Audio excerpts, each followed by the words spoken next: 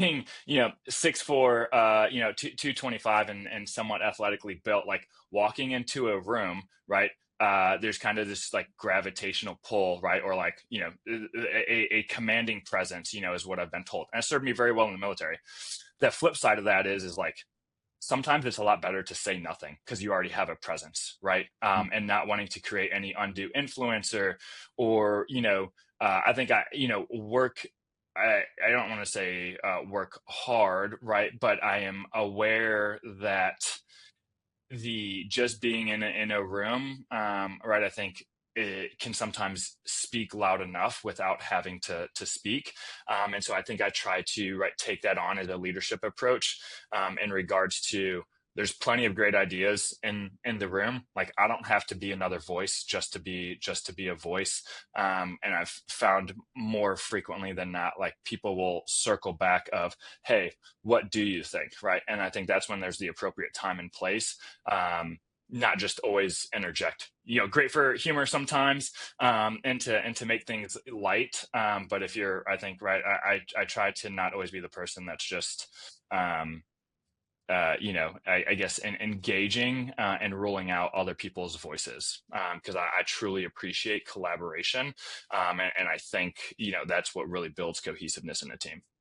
Yeah, I think one of the misunderstandings about values and about core values that we have, they're not just for us. We don't just have these values, right? We also give them, right? So there's a flip side to it. So you have presence and you want to be present, but it also sounds like you want to give presence to other people and to allow them to be present, through your frame and through the presence that you're bringing, but then also freeing them up to take some of the space and have some of the space and bring some of the ideas that they're having.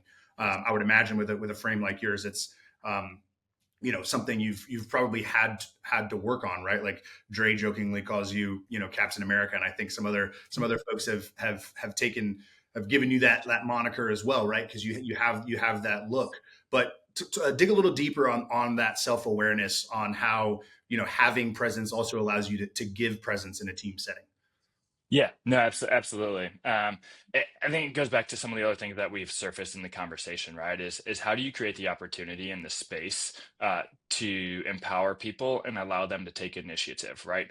And I think if you're always the one singularly making decisions, right, or providing your input, then I think right then that can quickly prevent others, right, especially if they're more introverted to begin with, right, from speaking up. And especially in a setting like this, and I think coming from the special operations community as well, right? Like, just like you mentioned, right? All these other runners have experience, right?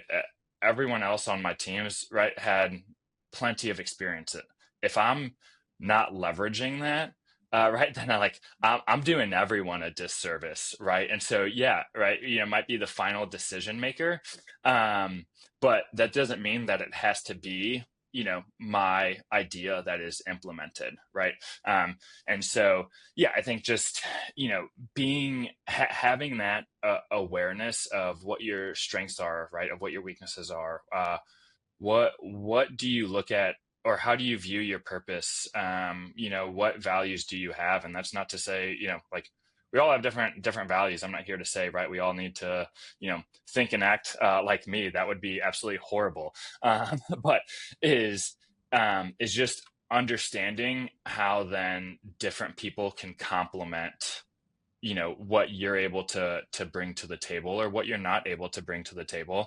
And jokingly with the moniker of Captain America, I think has seemingly stuck.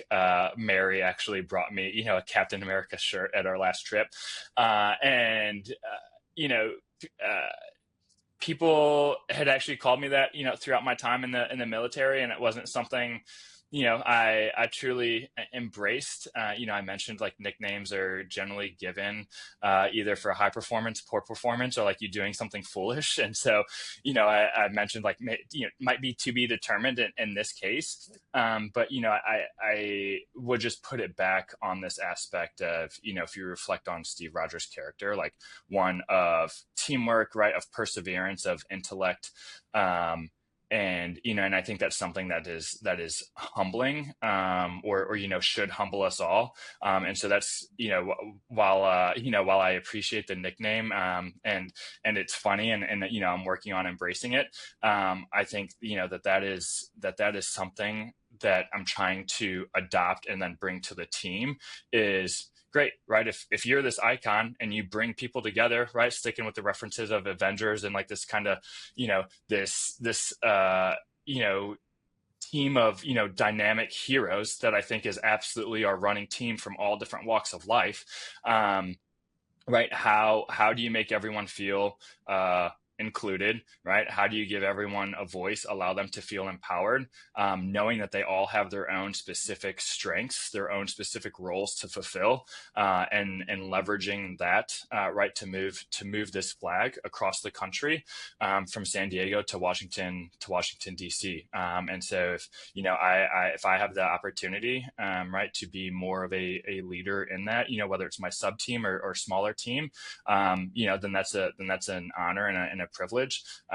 But regardless, like, this is a group of, in my opinion, this is a group of superheroes that are trying to demonstrate resilience, that are trying to show, hey, right, there's more to the veteran community, right? Health and wellness is a process. It is an endeavor, one that you have to endure.